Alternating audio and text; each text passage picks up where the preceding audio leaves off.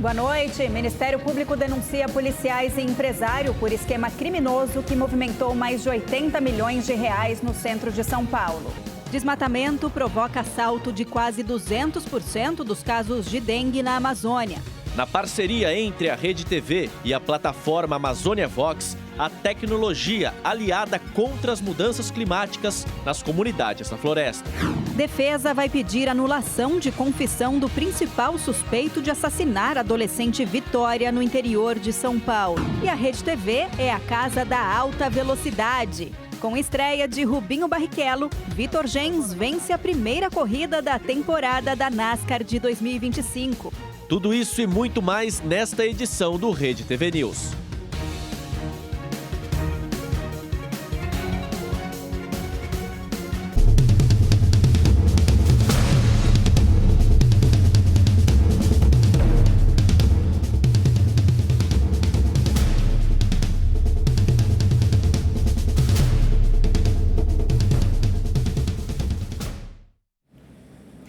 O desmatamento na Amazônia tem sido responsável pelo aumento surpreendente de casos de dengue.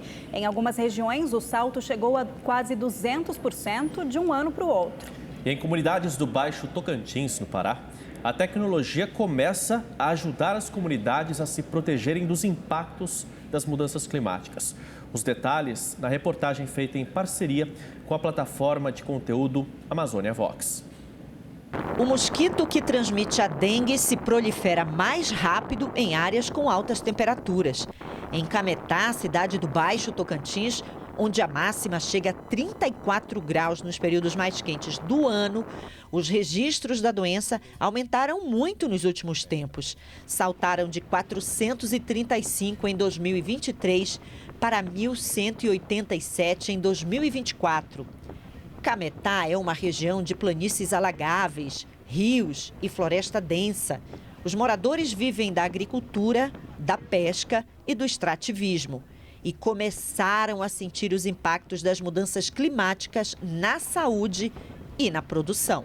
O desmatamento trouxe os mosquitos, carapanã, trouxe tudo para junto da convivência humana. Esses insetos, eles viviam no mato.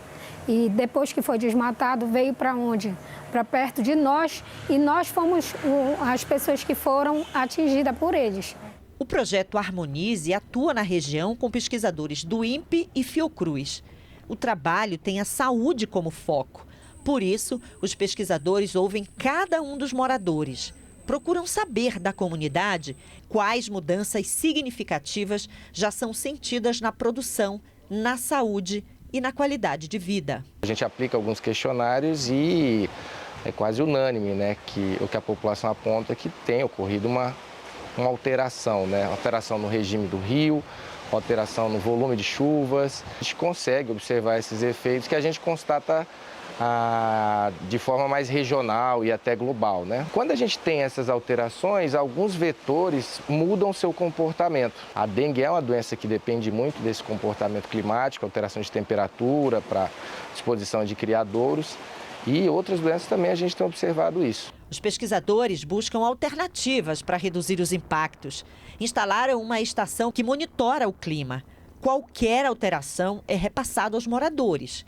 Com as informações, eles mudam a rotina para não perder o que plantam, o que pescam e para proteger a comunidade. A gente vai ter informações mais precisas de chuva, umidade, a temperatura, nível do rio, que é uma variável importante. A população sempre tem apontado, olha, o rio está secando, o rio está tendo um período de cheio e vazante diferente. Então a gente instalou esses sensores para poder estar acompanhando isso. Quando cai o temporal é tempo mesmo, hein? Muita onda grande. Então, agora com essa instalação, com esse equipamento que vocês botaram aí já tem como, né? Até a gente se prevenir, porque a gente estando lá no meio do rio, numa canoazinha, não dá para pegar aquele lado de lá, nem esse daqui. No combate à dengue, os pesquisadores usam drones. Eles coletam imagens que mostram os locais vulneráveis, onde estão concentrados os criadouros do mosquito. Assim ficou mais fácil identificar as áreas que apresentam um comportamento epidêmico e assim monitorar o local. Lá de cima a gente conseguiu identificar áreas potenciais, caixas d'água abertas, valas, dada a resolução das imagens que a gente está pegando, a gente pode encontrar lugares potenciais de serem criadores de mosquitos. Quando a gente tem essas alterações, alguns vetores mudam seu comportamento. Então, a gente observou nesse período, 23, 24, a maior epidemia de dengue no Brasil.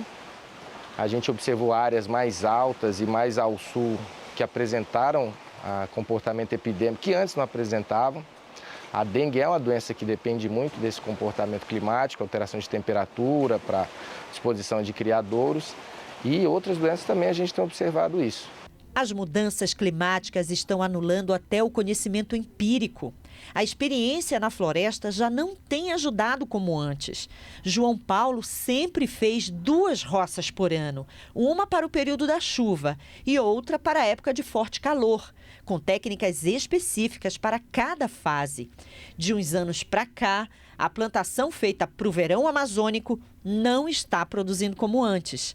A plantação de mandioca não resiste às altas temperaturas. Já nem nasce a maniva por causa que é muito quente.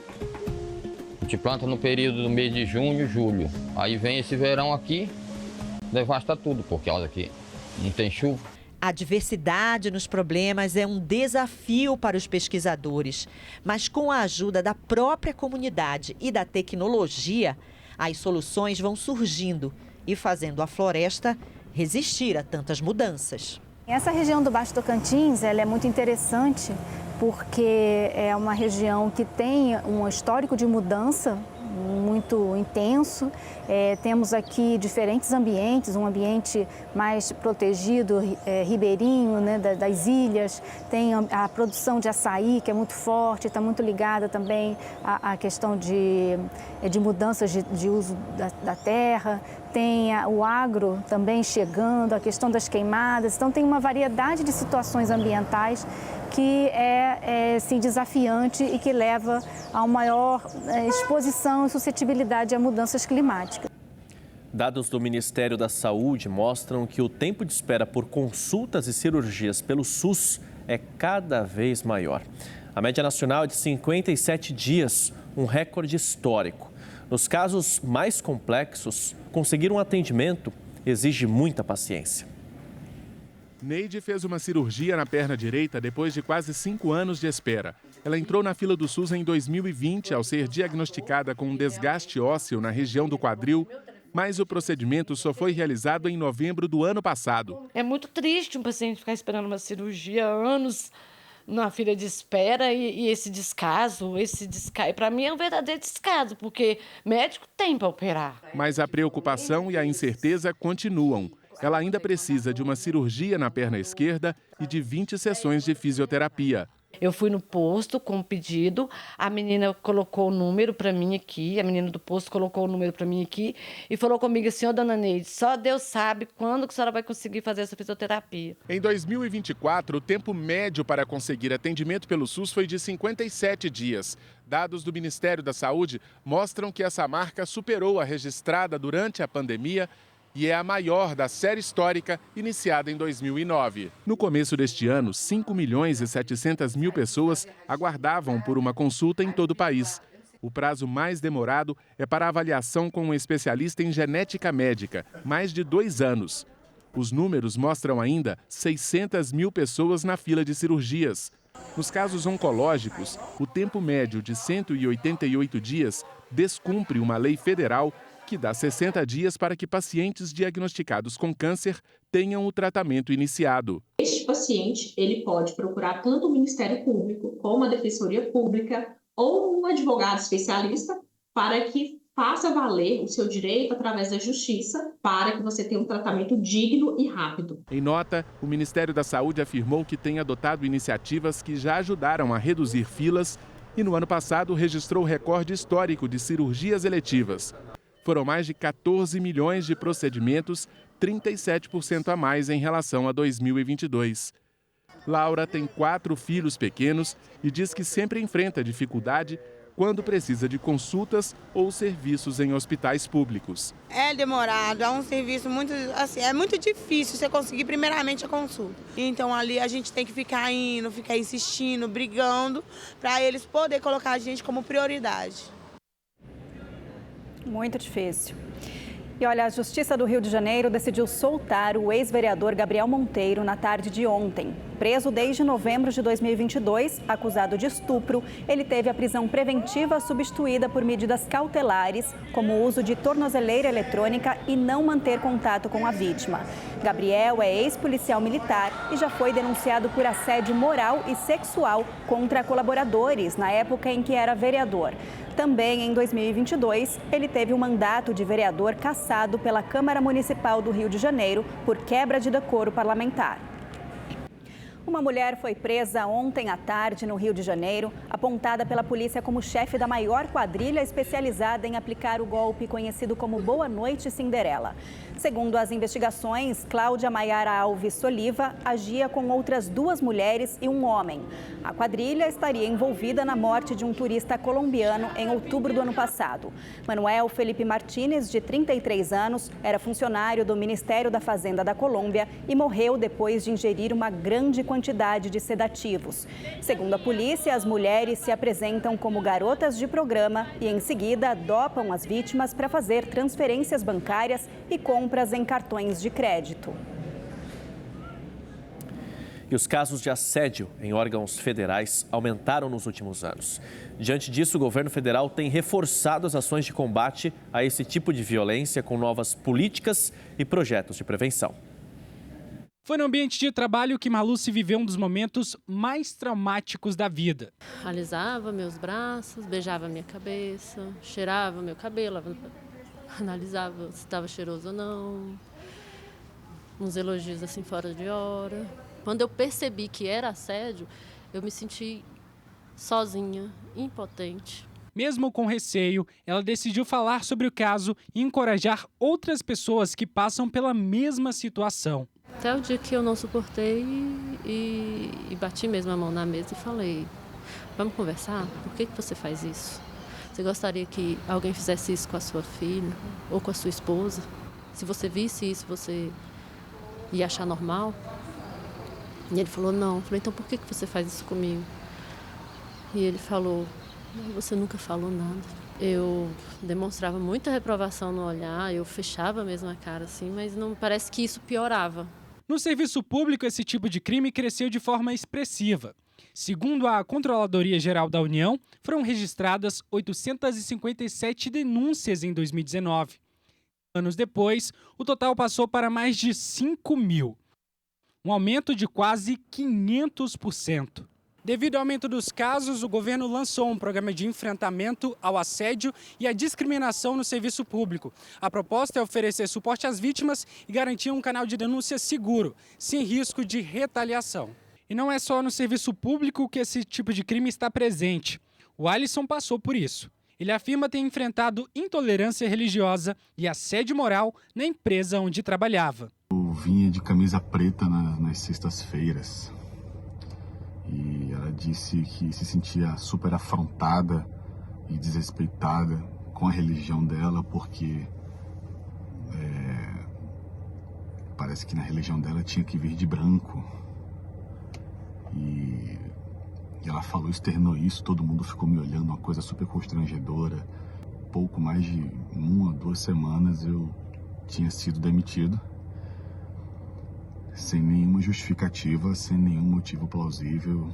A CGU reforça que qualquer pessoa pode fazer uma denúncia de forma anônima pelo site da ouvidoria. Além do impacto na saúde, a vítima pode precisar se afastar do trabalho.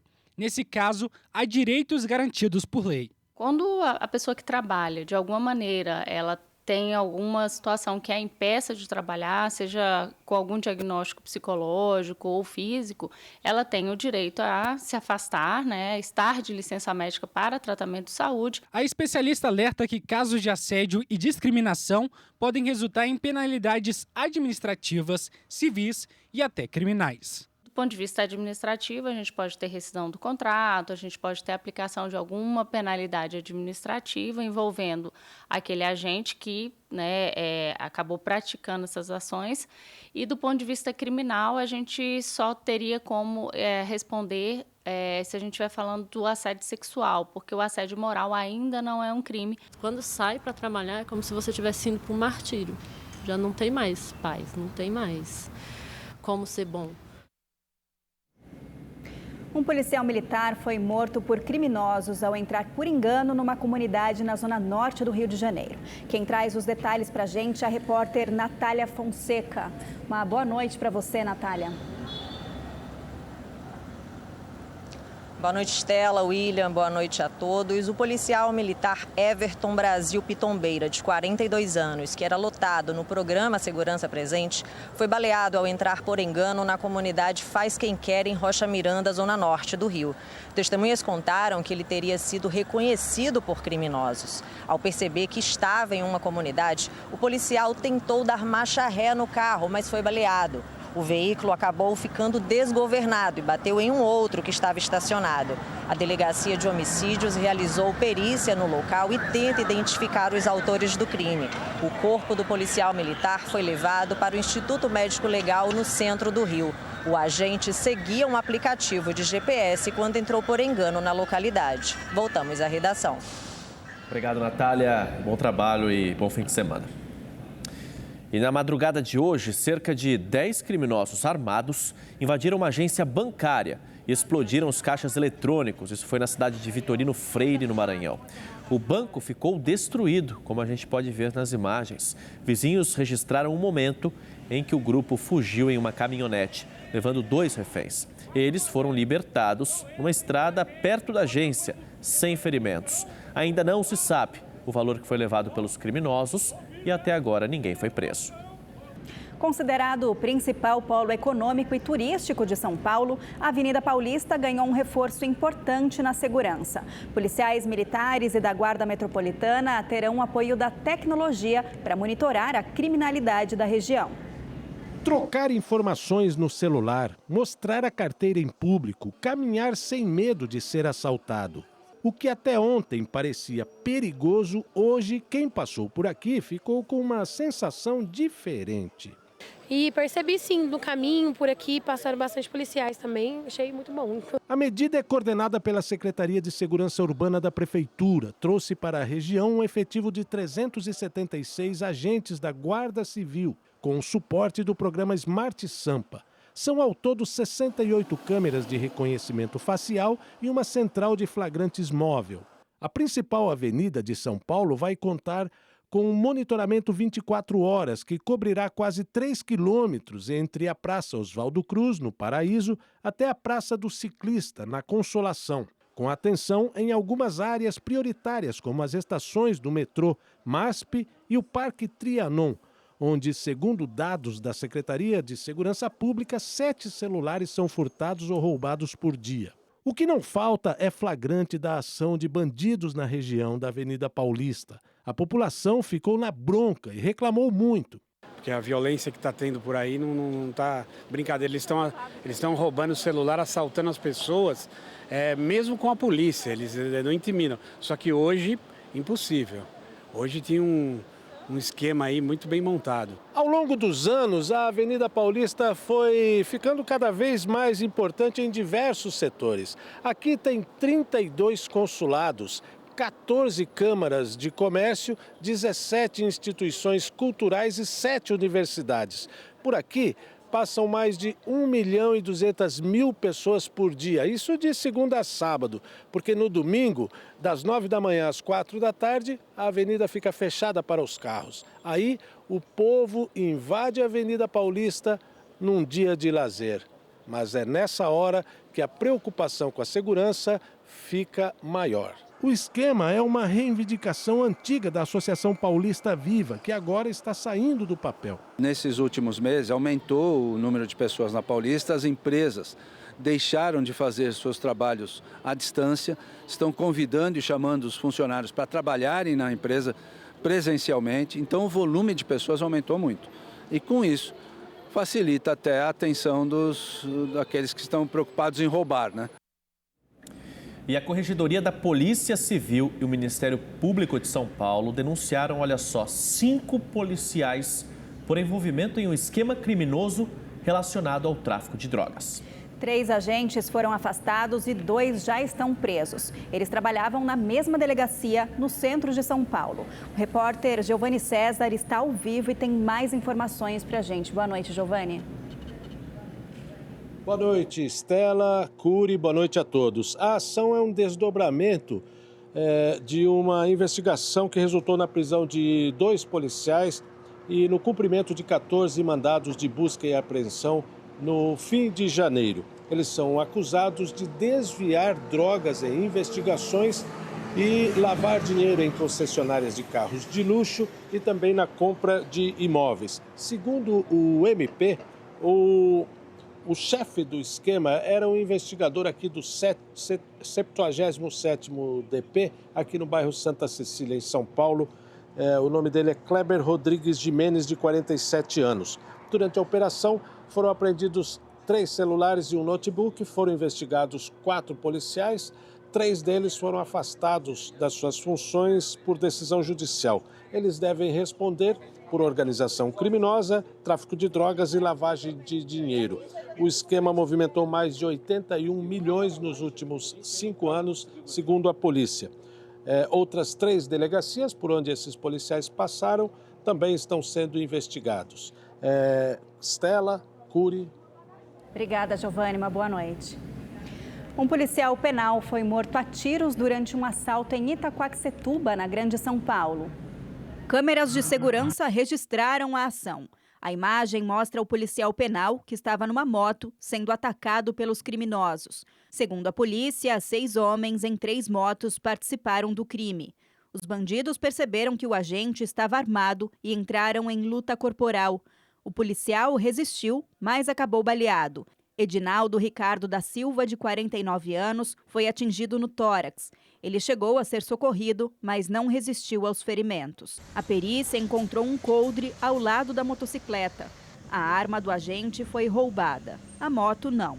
A vítima trabalhava no Centro de Detenção Provisória de Suzano, na mesma região. Segundo o Sindicato dos Policiais Penais, Silva seguia para o trabalho quando foi abordado. Foi a 2ª vítima da categoria a ser baleada durante assalto nessa semana. Pai e filho foram presos com um arsenal dentro de um carro de aplicativo em Santo André, no ABC Paulista. A prisão foi feita durante uma abordagem policial. As armas, 2 pistolas e uma submetralhadora estavam escondidas debaixo do banco do carro. Segundo os agentes, os 2 suspeitos mostraram nervosismo durante a revista. Eles disseram que trabalham como motoristas de aplicativo e que as armas podem ter sido esquecidas por algum cliente. O pai e o filho foram levados para a delegacia e as armas foram apreendidas. A Polícia Civil agora investiga o caso. A defesa de Michael Antônio dos Santos, que confessou ter matado a jovem Vitória Regina dos Santos, de 17 anos, em Cajamar, na região metropolitana de São Paulo, disse que vai pedir anulação da confissão por não ter participado do interrogatório. O Rede TV News teve acesso à confissão dele, gravada na última segunda-feira. A confissão foi gravada pela Polícia Civil. Ele conta detalhes do crime. A decomposição dele tinha amolecido a pele, aí o que tirou apenas arrastou e saiu a pele. O depoimento do assassinato da jovem foi feito na delegacia de Cajamar. Michael afirmou que estava preocupado com as ameaças que vinha sofrendo na cadeia. Alguém te ameaçou? Os presos, as pessoas lá fora. O delegado pergunta se todos os investigados fizeram parte do crime no dia 26 de fevereiro, quando Vitória voltava do trabalho para casa. Aquele povo todo que passou lá, que a gente ouviu, os Gustavos, os Daniéis, não tem nada a ver com essa história. Nenhum dos outros averiguados. O vídeo da confissão foi feito como uma prova técnica de que a decisão de Michael de contar a verdade foi espontânea. O assassino confesso está preso temporariamente e já teve 2 pedidos de liberdade negados pela Justiça. Polícia procura o pai de uma criança de 4 anos que levou cocaína e distribuiu na sala de aula numa escola no interior de Minas Gerais. Pelotes de cocaína eram balas de coco. A menina entregou os pacotes para alguns colegas com idades entre 4 e 5 anos. Um deles chegou a colocar o pó na boca, mas cuspiu, chamando a atenção da professora, que percebeu a situação. Os alunos foram encaminhados para o hospital de Itamonte, onde fizeram exames de urina e foram liberados. Segundo a prefeitura, nenhuma criança teve intoxicação e todas passam bem. Um laboratório particular vai analisar se houve ingestão ou inalação da droga. Segundo o boletim de ocorrência, a aluna de 4 anos é filha de um traficante da região. O homem foi até a escola antes da chegada da polícia, recolheu a droga e fugiu. Até o momento, ele não foi localizado. Uma passageira ficou com a perna presa entre o vagão do trem e a plataforma do metrô em Salvador hoje cedo. Vídeos feitos por outros passageiros na estação de Imbuí mostram um momento em que funcionários do metrô tentam desprender a perna da mulher. A concessionária disse que a passageira foi levada para uma unidade de saúde. Não foram divulgadas informações sobre o estado de saúde dela. Vamos falar de automobilismo. Foi realizada a primeira corrida NASCAR Brasil desta temporada em Campo Grande. O gaúcho Guente ficou em primeiro, Rubinho Barrichello. Ô, Rubinho, ficou em terceiro, meu filho. Dá uma olhada. Na corrida que abriu a primeira etapa da temporada, o piloto Vitor Gens terminou em primeiro e foi o grande vencedor em Mato Grosso. Primeiro eu quero agradecer a galera que mandou mensagem pra caramba, era galo, galo, galo, galo, galo, eu já tava imaginando dentro do capacete. Mas, atual campeão da categoria, 2 anos, 2 títulos, começamos com vitória, esse aí é o nosso recado. Bora! A segunda colocação ficou com o piloto Gabriel Casagrande. E Rubens Barrichello, Rubinho, ex-piloto da Ferrari na Fórmula 1 e bicampeão da Stock Car, terminou em terceiro lugar. E amanhã tem mais. Ao vivo, a partir das 2 da tarde, a Rede TV vai transmitir a segunda corrida da primeira etapa da temporada 2025 da NASCAR. Não perca! Tivemos também as primeiras corridas da Copa HB20 e, olha, todas muito acirradas. Inclusive na categoria Elite, um carro terminou no limite. Até rimou isso aí, vamos ver. No Autódromo Internacional Orlando Moura, em Campo Grande, no Mato Grosso do Sul, aconteceu a Corrida 1 da primeira etapa da Copa HB20. O experiente André Bragantini ficou em primeiro na categoria Pro. Na categoria Elite, com o carro 16, Léo Martins superou Uli Dias por 4 décimos e ficou no topo do pódio. E Rafael Silva estreou com vitória na categoria Super. Amanhã às 9h40 tem a corrida 2 da primeira etapa da Copa HB20. Os detalhes, claro, você confere às 3h40 da tarde, aqui na Rede TV. No Rio de Janeiro, uma exposição sobre os sonhos marca a programação comemorativa dos 10 anos do Museu do Amanhã. A exposição no Museu do Amanhã, na zona portuária do Rio, oferece uma experiência interativa e imersiva sobre o misterioso universo dos sonhos. O passeio começa neste labirinto com jogo de luzes e ilustrações, onde o público terá acesso a um panorama histórico sobre a importância dos sonhos em diferentes épocas e culturas e de como eles influenciaram decisões e criações. Diferentes povos do mundo lidam com o sonho de diferentes formas. Assim, para você ter ideia, tem alguns povos indígenas brasileiros que usam o sonho para planejar o que vão fazer no dia seguinte. Tem povos na Austrália que para eles o sonho é o real e o real é o sonhado. Falar de sonhos, né? As perspectivas que os antepassados tinham sobre o futuro eram baseadas em sonhos. Então, torna a exposição, para mim, muito interessante. Já no espaço meditação, o público é conduzido a um momento de relaxamento. Nesta outra instalação é possível compreender o ciclo do sono e o que acontece em cada fase quando dormimos. Daiana trouxe a filha de 7 anos para saber mais sobre o tema. Trouxe ela para ela entender um pouco mais e conscientização mesmo para o futuro. Realmente foi muito prazeroso e muito esclarecedor também.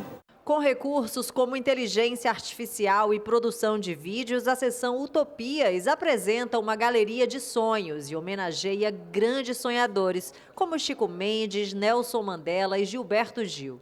Una exposición fantástica, tiene muchísima cosa de ver y bueno, eso es increíble porque al mismo tiempo tú puedes ver el mundo en diferentes posiciones. Tinha noites que eu só deitava e só queria sonhar, sabe? Me perder nos sonhos. Fico pensando, meu Deus, o que isso significa, o porquê, né? Então, eu sempre procuro, né, alguma coisa relacionada. E o Rede TV News fica por aqui. A gente volta na segunda-feira, às 7h20 da noite. Um ótimo domingo para você e obrigada pela sua companhia.